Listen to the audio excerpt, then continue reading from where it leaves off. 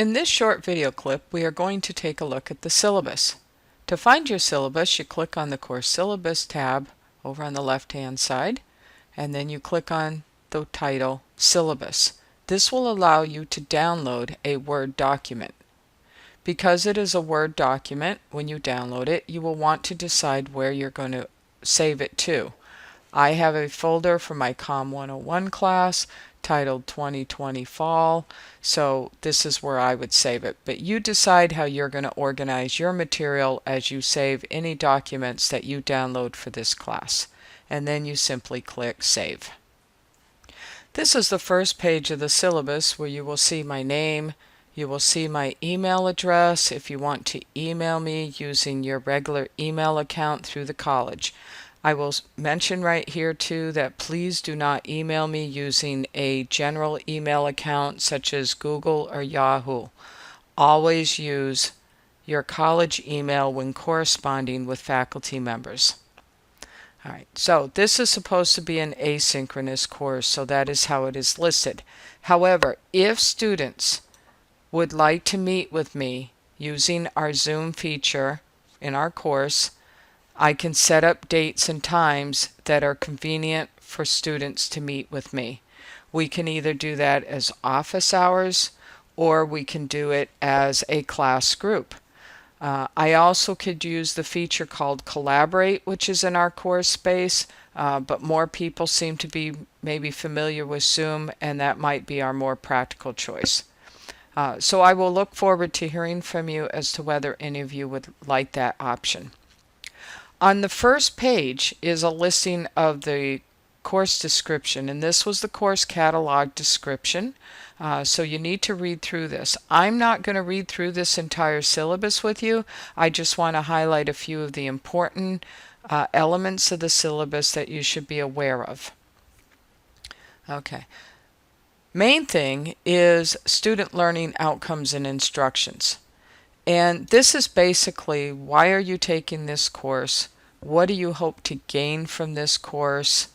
What are the outcomes in terms of after this course, what you will be able to do when you've completed it? And as you can see, there's 6 major ones here. The most important of which is that you will be able to apply basic theoretical concepts of communication to construct a clear and effective message following ethical practices. So because it's called public speaking, this first objective means that you will be able to prepare a speech. And that's what this is all about. It's all about writing and delivering speech presentations. Okay, number 2 is to identify and apply effective listening skills and analyze the role of the audience. Important aspect of this is who is your audience each time you give a speech. So with every speech that you do, there will be a specific context, a specific situation in which that type of speech would be delivered.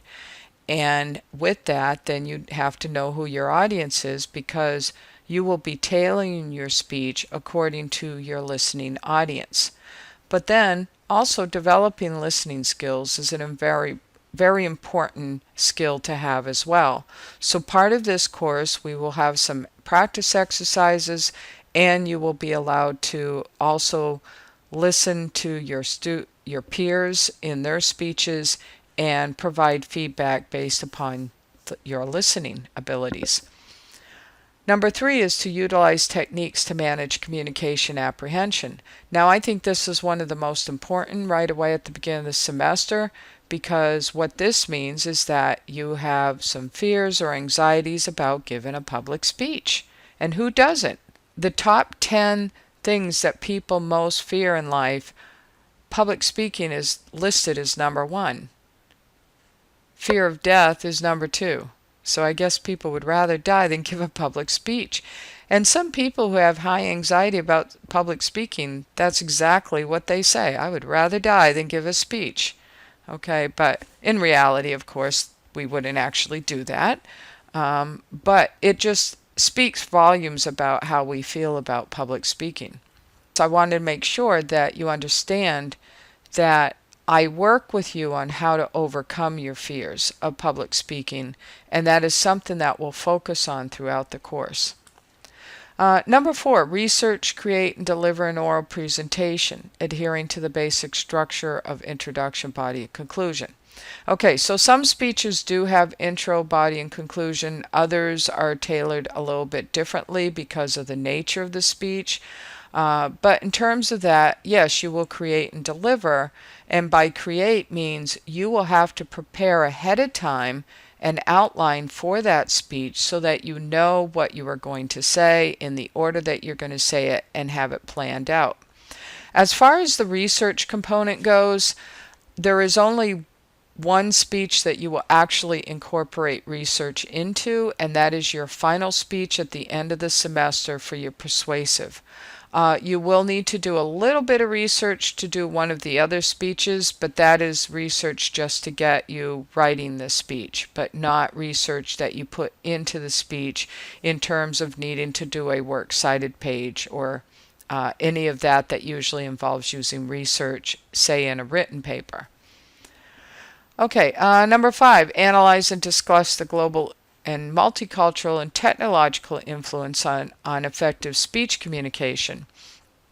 I think this is really important right now because we are doing public speaking online, which is not the typical situation for most public speeches. And so having this technology that we have to use in order to actually speak to people and to share our messages is a lot different than doing face-to-face communication. So there are a lot of cultural impacts on that as well, but a lot of it is the technological that will mostly impact us this semester. But global and multicultural play into the different types of speeches you will do in terms of the types of messages that you may deliver. And then finally, number 6 is to critique the shared meaning and connection of oral presentations. So are we able to evaluate speech presentations when we hear them? And when we see people speak, are we able to critique their performance and their delivery? So all of the things that you learn from the textbook, the theoretical concepts of what makes a good speech and how a person should be doing that, is things that you will get an opportunity to critique through developing your listening skills and apply that. And sometimes we'll do it as a practice exercise, and sometimes you will do that as feedback to your classmates. However, when we think of critique, we always want to think of critique as a positive experience in which you are helping the speaker realize what are the things that they do really well, but also what are some things that maybe they could do to improve, and giving maybe them suggestions on how they could improve. So we want to think of ourselves as a supporting class in this venture in public speaking. So here is your textbook, which was also listed using a link on your course space, and it is the Public Speaking Playbook. You have the option to buy it through the bookstore or buy it online through the publisher. It is a brand new edition, so you will not be able to find it as a used copy this semester. You will end up having to buy it as a new edition, but you do have the choice of an e-text or a print copy. So you decide how you best want to purchase that. And the bookstores should have copies, although I haven't checked with them, so check with them first, make sure that they have copies in. Next is the methods of instruction. Obviously, we're an online course, so everything will be delivered to you asynchronously. You will have to complete work during the week on your own time schedule, but because there are weekly assignments and there are specific due dates for those, you want to keep track of that. We will take a look at the schedule in another video clip. Okay, so what will you be expected to do for actual assignments? To achieve any one of these letter grades in this course depends on what you're willing to complete and do on your own time and according to the due dates. So For the online component to getting prepared for speeches, there are things that you have to do. You have to read chapters. You have to take quizzes on each of your chapters. There are what I call practice exercises. Here it's listed as exercises, but it's really exercises that will help develop you as a speaker and help prepare you before you actually have to do a speech. There are also a number of instructional videos. I'll show you in a minute how those are, or in another video clip, I mean, what instructional videos are, and they are something that you will have to watch online, and when you watch it, you have the opportunity at the end of the video to submit it for credit. So you are graded based upon whether you watch instructional videos. The instructional videos take the place of me providing you instruction in the course. So it's the same thing as if you sit in class, you will get a little mini lecture. The instructional videos are basically little mini lectures. All right, and then to write your speeches, you will need to do outlines, and you will submit those online for credit. And each one that you will do for the 5 speeches that we have, as you can see listed here, breakdown of speech assignments, there are 5 that you will do, and you will need to submit those so that I can give you feedback to them before you use them for your presentation. So that's worth 20% of your grade. And the biggest part of your grade is 40% is the actual speech presentations that you do. So you want to complete all speech presentations, or you may not pass this course because a couple of them are worth a huge percent of your grade, and not doing the outline and not doing the speech is, in combination, a big part of your grade. And then you would also not be participating in completing peer feedback or a self-reflection report after your speech if you don't do that speech. So it's not just the speech grade itself, but it's the components that are connected with it, such as the outline, the peer feedback, and the self-reflection. But students who complete this course and get A's are usually those students who just do everything that is in the course and does it on time and doesn't skip anything, because all the things that you skip do add up over time and can affect your grade. Most students find that they are very successful in this course because they stay on track and they complete everything as assigned. Now the rest of the syllabus, I'm not going to read it through, but you are responsible for reading through the syllabus because it is almost like your contract for the course.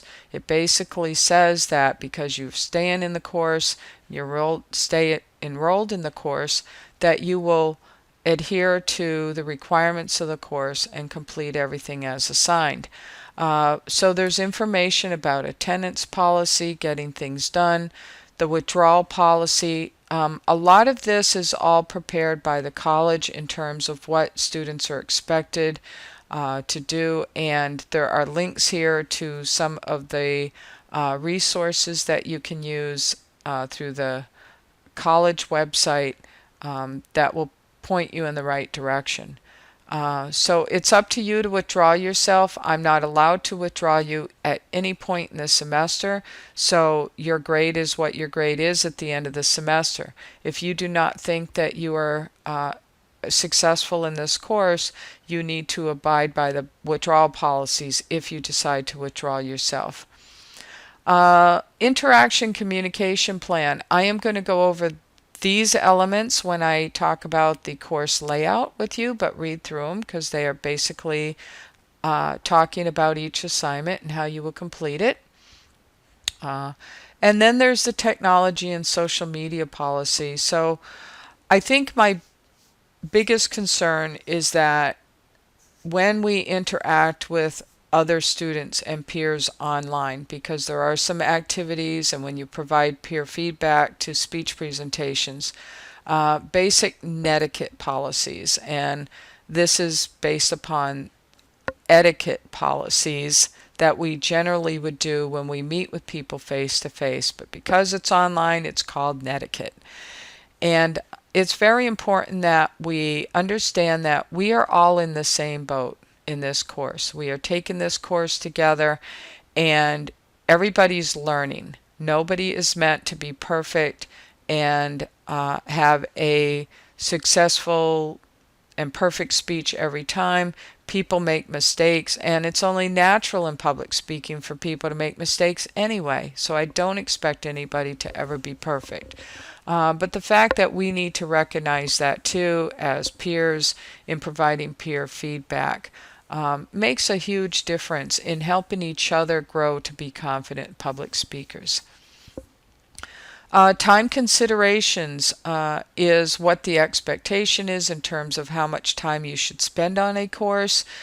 And in this course, because it's online, you will maybe spend as much as 9 hours a week on a weekly folder for assignments. Other weeks you may not have 9, but the expectation is when taking a college course that that is about what you should be doing. All of the other things I will not read through either, but are things that you should read, and these are from the college, so this is all in their writing. We're allowed to share it, so you'll probably see a lot of duplication in this section of the syllabi as far as academic honesty, confidentiality, the Title IV statement, disability accommodations, and then there are some additional resources for where you can go get help with a course. So I want to mention that the title of the book is Public Speaking Playbook. And in this course, you will often see me sign emails as Coach Joni. I want you to think of me as your public speaking coach. You do not need to call me Professor Gaudiello. You can call me Coach Joni. And our title of our book kind of goes along with that. Very similar to sports. In sports, they have a playbook, and the playbook is their guide for how to play and be successful when they practice, and how to be successful on the field when it's actual game day. So if you want to think of your playbook as your guide for how you will learn to do public speaking, it'll give you the foundations and the principles and the theories, and think of myself as your coach who's going to instruct you on how to complete assignments and get them done to the best of your ability so that you can have a successful presentation. That is what I'm here for. I'm here to coach you along so that you can learn how to do this, so that on speech day, if you want to think of that as game day, you will be successful with your presentations. And on the larger scale, going back to what you hope to gain from this course, is that by being your coach and giving you that guidance, when there comes a day when you have to give a public speech in real life, whether it be at work or for an organization that you partake in, that you will have this experience and be able to apply what you learn in this course to those public speaking situations and feel confident about that too. So we're here to give you confidence, to give you the skills, and hopefully you will achieve that in this course.